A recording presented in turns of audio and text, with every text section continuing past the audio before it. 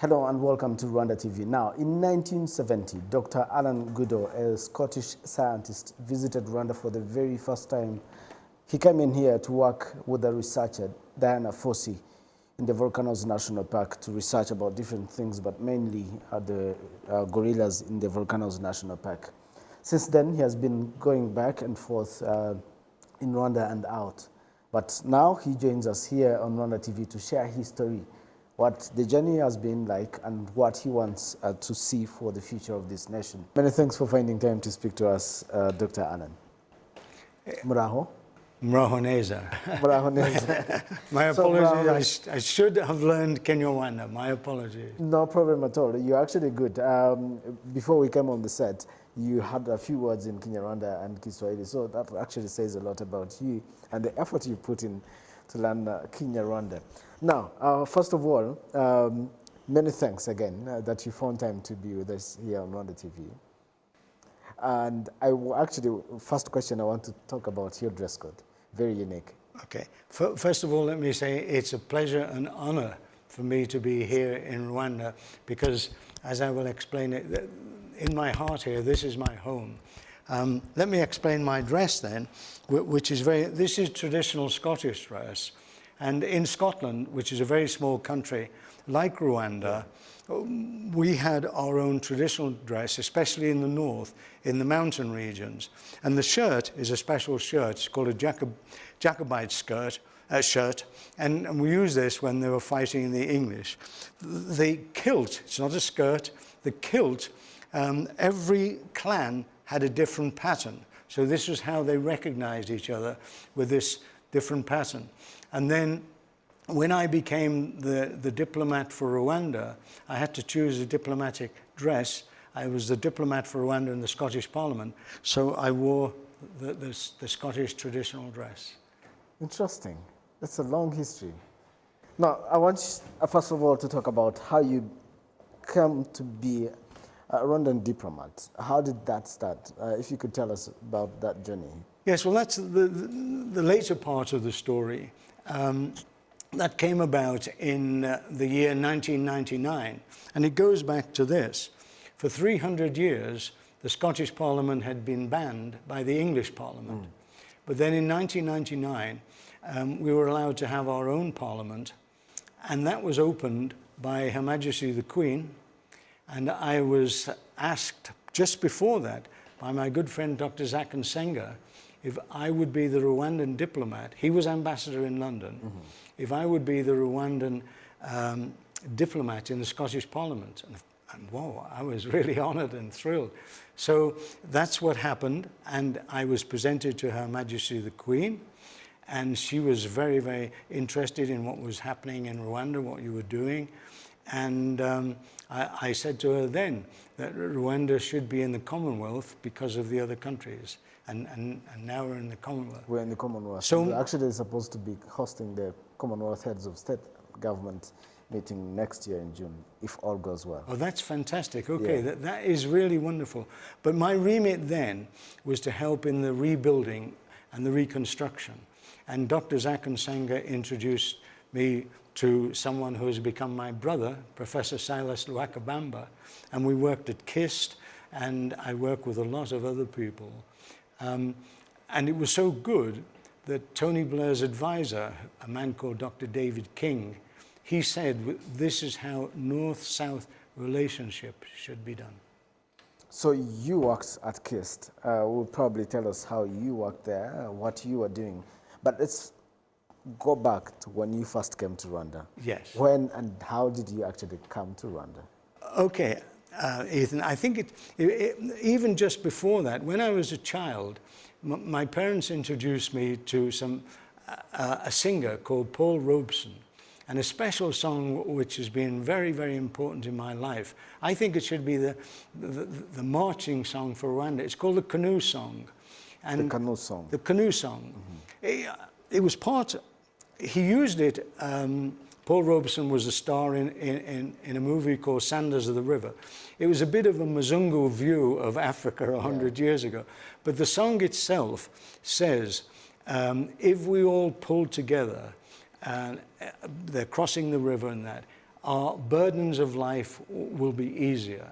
And it's all about unity. So that was my first introduction as a child. And I didn't know any differences between Mazungus and Africa. Everyone was humans to me, and that's been my whole philosophy in life. But then, in 1970, I was interested in doing some research, and I wrote to the famous professor in Cambridge, Professor Robert Hind, and he passed his letter to Dian Fossey, who was looking for someone to come and work with her here. Professor Hind had supervised Jane Goodall, and then he supervised Dian Fossey, and then he helped supervise me. So that was how I came here in 1970, first of all, to study the gorillas. Interesting. Did you make any follow-up visits then? How long did you stay after that when you arrived? Well, yes, I stayed here just for 6 or 7 months, and then during that time, Dian Fossey was in the UK and in America. And then I actually completed my research on studying the gorillas in Kahuzi-Biega in the Congo. And then I wrote up my doctoral thesis, and in that, I suggested that Rwanda should have tourism for gorillas. And a lot of people were against that. They didn't believe that. And look where we are now. So you're actually the one who suggested the tourism, Volcanoes National Park. You can check my doctoral thesis and my books. I didn't start it then. It was started in 1979 by the Mountain Gorilla Project. Sir David Attenborough encouraged it. But if you check in my doctoral thesis, you will see that but it's very funny, Ethan. I said Rwanda could gain from tourism to see the gorillas. I had no idea how it would develop. Interesting. So I also believe you're here in 1994. If you could tell us, how did you find it then, and when were you last in Rwanda? Yes, I actually came back also several times. I came in '79. I did a survey for the World Wildlife Fund of the distribution of gorillas all over Kivu. So I traveled from Utu right up to Beni and what have you. I came back in '87 to '89 after Dian Fossey died, and I was director at Karisoke and that. And yes, then in '94, the editor of a newspaper near my university asked me if I would go and help one of his reporters who's coming with our Minister for Foreign Affairs, Baroness Chalker. So I came here in July '94. We flew to Entebbe, and we drove from Entebbe to Byumba. And we had meetings in Byumba, and then we drove here to Kigali. I have some photographs of Kigali, which near here, we'll show them. Where there were no people, no cars, not even any buildings or anything. And then General Dallaire asked me to assist him in various ways. I flew with him to what was then Ruhengeri. And if I can just explain, when I went back in August to Scotland, I explained the situation to my principal at the university, and I said you needed help, but a lot of people, thought it was impossible. And even I did not think then that this country could be rebuilt. So much was destroyed, and people were not here. I found hundreds of thousands of refugees when I went over the volcanoes into Congo. And what you have achieved since then is incredible. You see these images right here, yes, at the background that we have, yes, it shows a bit of Kigali. yes. If you look at where the country is, of course, this doesn't show entirely what Kigali is. No. But when you look at this, and you look at what it was back then when you were last here, what does it tell you? Well, a couple of things, because when I first came here in 1970, and then came back in '87, and I was very honored. Madam Thatcher, Prime Minister, gave me a wonderful Land Rover, and I drove around and what have you. There was hardly any change. There were no new buildings or anything like that. And then when I came in '94, what there was destroyed. So when I came here just 2 weeks ago, what I saw, I'm lost. I am completely lost. I can't find my way around. You have magnificent new roads. They weren't even tarmacked, most of them, before.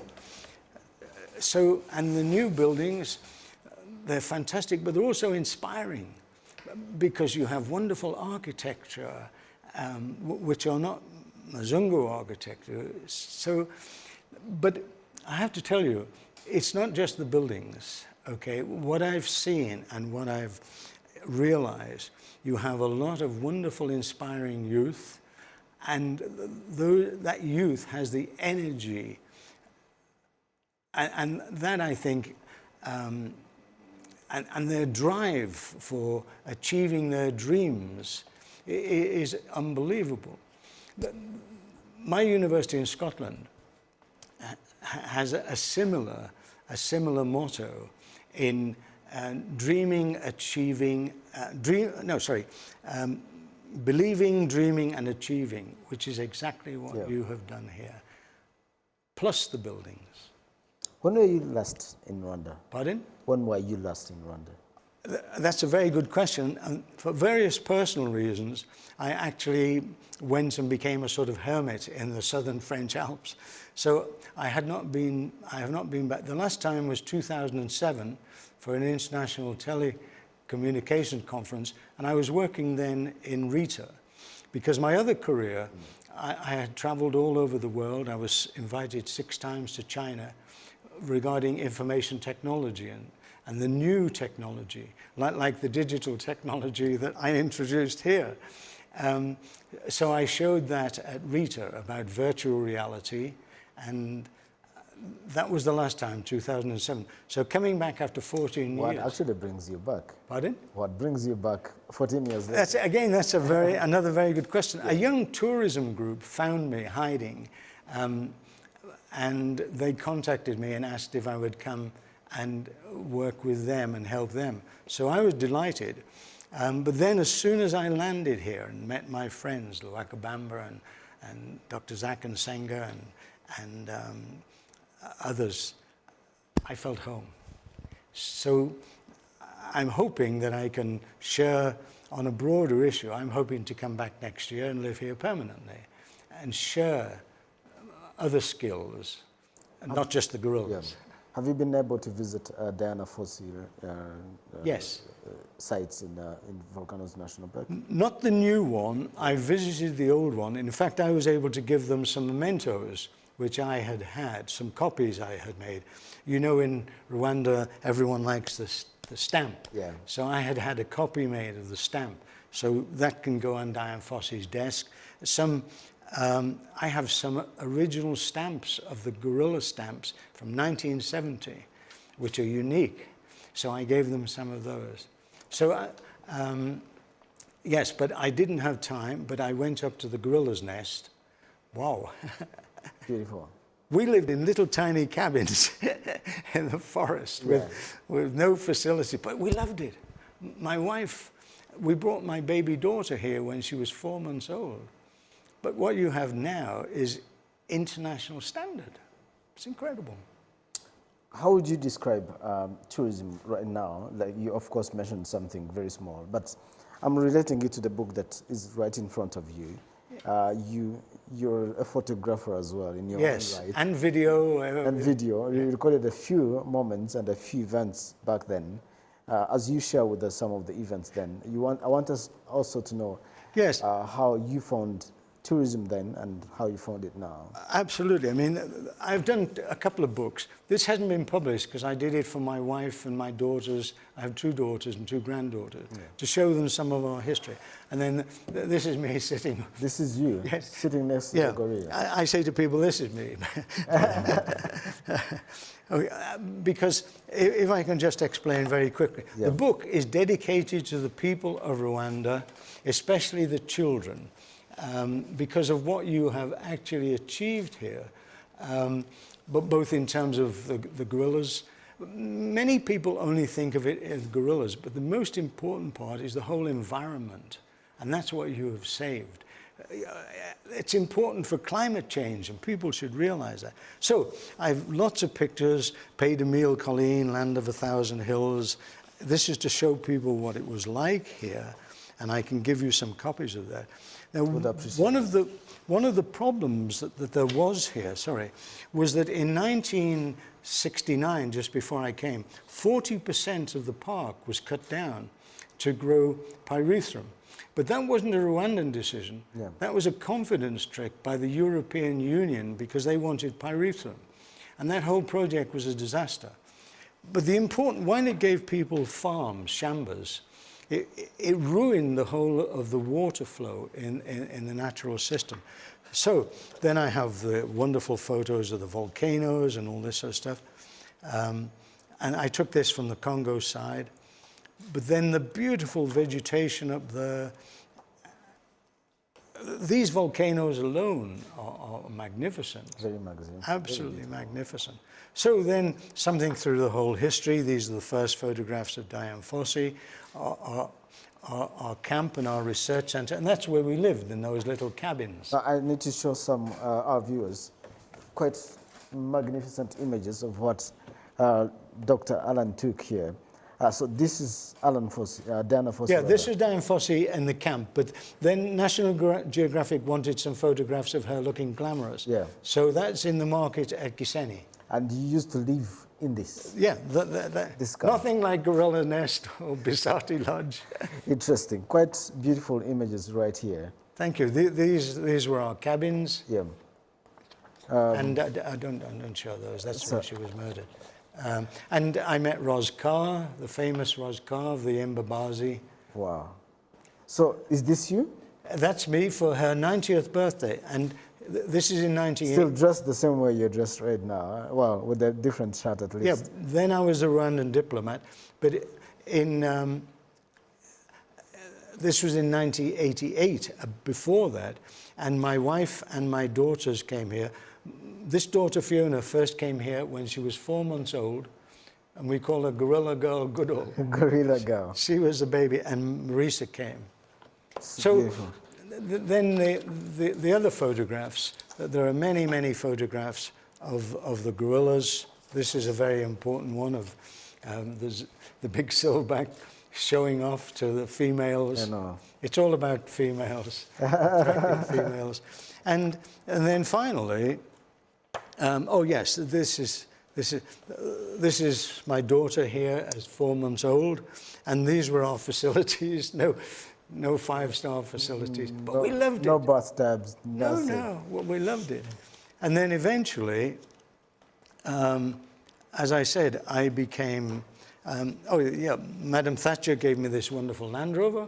So this is the one you used? Yeah, and this was presented in London on television. He's the Minister for Foreign Affairs, Chris Patten. And we drove it from Dar es Salaam to here, and it had this wonderful big sticker on the side. But then in 1994, it disappeared. Oh, they stole it? The vehicle, because everything then disappeared. So, oh, wow. So, sorry, you asked about tourism. Yeah. Okay, this was how badly it was organized. And this is Bisati. And that was, I slept in there, and that was Bisati Lodge. Wow. This is actually the Bisati Lodge. Yeah. But we'll have to put the before and after of Bisati. Okay, I'd be delighted. So this is Bisati Lodge right here. It's a little rondavel, and I slept on the floor. Interesting. And the tourism was just chaos. This man is the Belgian who first started and organized it for Mountain Gorilla Project, what was then called ORTPN, Jean-Pierre van der Beek. And sadly, he's died now. He's died since. But that was the tourism, and then here is when I came in 2001. And then I became the diplomat. So I see right there. Yes. So this is Glasgow International That's Airport. me leaving Glasgow with your bags to come here. Mm-hmm. And President Kagame kindly received me. Which year is this? Pardon? Which year now? That's 2001. I came on an orientation visit, and I met all the wonderful people, Aloisi Nyumba, Patrick Mazimhaka, sadly they've passed, Angelina, Alois Sainzieri, And the Minister for Education then said, oh, we wore a kilt at school. Our teachers were Scottish. So, and this was KIST, the first graduation. Yes, we actually want to know, what were you doing at KIST? I'm seeing a lot of graduation pictures at KIST right now. I was working with my brother, Professor Silas Luakabamba. I'm seeing him here. Yes. I think he's the one here. Yes. Yeah. And I built links with Scottish universities, and we did two things. We helped in the rebuilding, and we also offered and gave many Rwandan women master's scholarships to go back and study for a master's in Scotland, free. And some of them now have high positions here in Rwanda. So that's really good. They're helping with the rebuilding. And it was a wonderful time for me. Silas came and stayed with me in Scotland. I also brought Johnson Busingi. He stayed in my home. And I took him to Edinburgh University because they didn't understand Gacaca process. And I tried to explain that after the war, there were 14 people here left alive with any legal knowledge. Yeah. It would have taken 200 years to have done anything, even if you had the stamp. So Johnson explained Gacaca. So my role was in making the networks and building up that. And eventually after that, the Vice-Chancellor of Caledonian University, my good friend Pamela Abbott, she came here, she gave up her job in Scotland, became the she worked in KIE, and then she helped, I think at the request of President Kagame, she helped with the reconstruction of the higher education. So between us, and KISS, we started a lot here. Interesting. Looking at what you have done now for this country, of course, with partnership with the authorities, of course, it tells you something. Look at all the things you've done for this country and what you've contributed. Thank you. Looking back to what you've done, what does it tell you as a person? Wow. It tells me that, as I said, the motto of my university is dreaming, achieving, believing, dreaming, and achieving. And you've done exactly the same here. And I was proud to be part of that in what was called Vision 2020. And you're being criticized for that, and I'll come back to that in a moment. But when I read Vision 2020, I thought, wow. Remember, I didn't think, I was a Mzungu who didn't think it could be rebuilt. When I saw that, I thought, wow, here is a vision, here is a dream, but also the method of achieving it, the plans and everything like that, and then the leadership from President Kagame and the team that he put in place, that has been incredible. And I think it's a model for many countries in the world. How long did it take you to compile this book? That's a very good question. It hasn't been printed. Good images right here. If you can, I'll ask my camera. This was the training of the police, because before you used to have a gendarmerie. Yes. And then I introduced some of the British trainers and the Scottish police trainers. They came here to change over.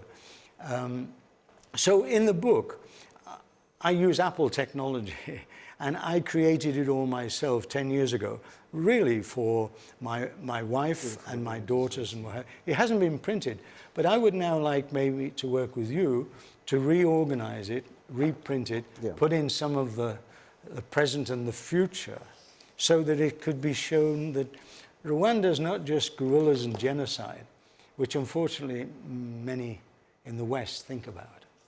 You have this wonderful drive for unity and rebuilding and, you know, all of this.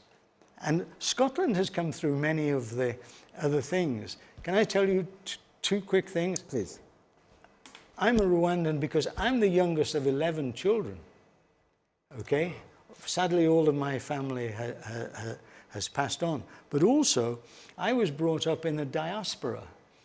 My father, in order to get a job, emigrated from Scotland to England. He was an engineer. And I was brought up there but as a Scot in England. So I understand what it is like being in another country when your heart is in there. Then I spent the latter half of my life, and my daughters grew up in Scotland and what have you. So I share many similarities. What are your hopes for the future, for this country, for yourself? Well,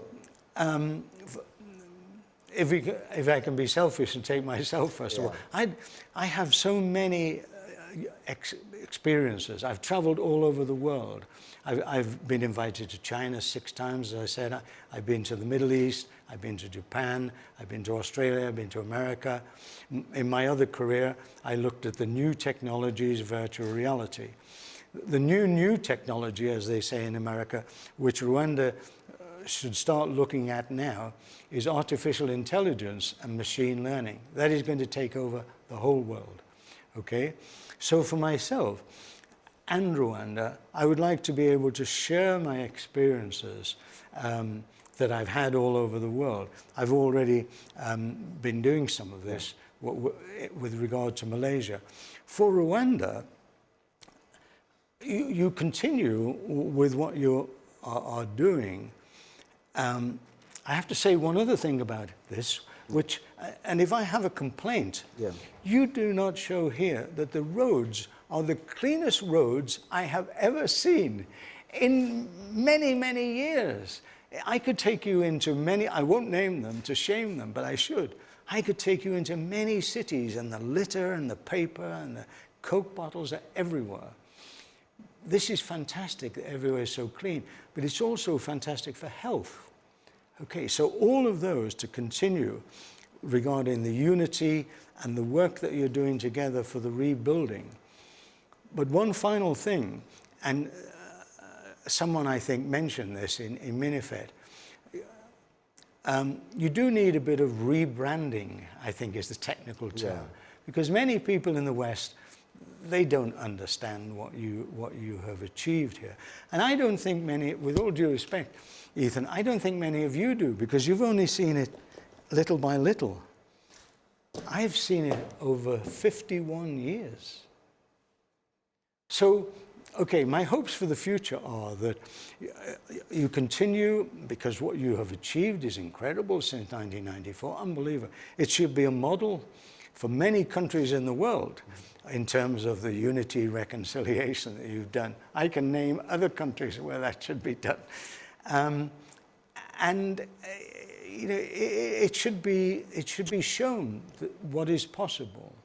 If people, I think I said to you in that song, which was the stimulus for me, it's called the Canoe Song, and it's when everyone pulls together, light is the burden of labor. So Rwanda could be, I've tried to explain to some other people the other day, some bishops who are hoping I will be able to work with them, that Rwanda is the diamond at the heart of Africa, and it should be able to shine its light. That's my dream. Dr. Goodall, many thanks for your time. Dr. Alan, actually. Dr. Alan, that's Dr. Alan Goodall. In the mountains, they call me Godari. Yeah. But I love Dr. Alan because it's informal and formal. Dr. Alan, we appreciate your time indeed. Thank you so much for sharing your story with us. Thank you very much, Ethan. It's been my honor and pleasure. I really hope you did not leave anything. Dr. Alan Goodall, the man who actually introduced formal tourism, if I may say. Yes. And he also did not just stop there. He introduced a technology in this institution back in 2001, you said. Yes. That is it called AVID? Yeah, because at that time, it was KJ Mugisha here. She'd come from America. But that was my other career. And everyone was on tapes and things like this. But I introduced the first university in Scotland to the new digital technology, new then. And when I came here, I showed them all the digital stuff, AVID stuff, digi-designs for the audio and everything. Yeah. Look where we are now. Technology is wonderful, but when it works, if it doesn't work. We really appreciate your time and all that you've done for this country and for the people that you've impacted in life. It's been my honor. Thank you very much, Ethan. That's the story of Dr. Alan Goodall, sharing it with us here on RwandaTV. I will appreciate your time indeed. Until next time, bye for now. I'm Ethan Tashadia.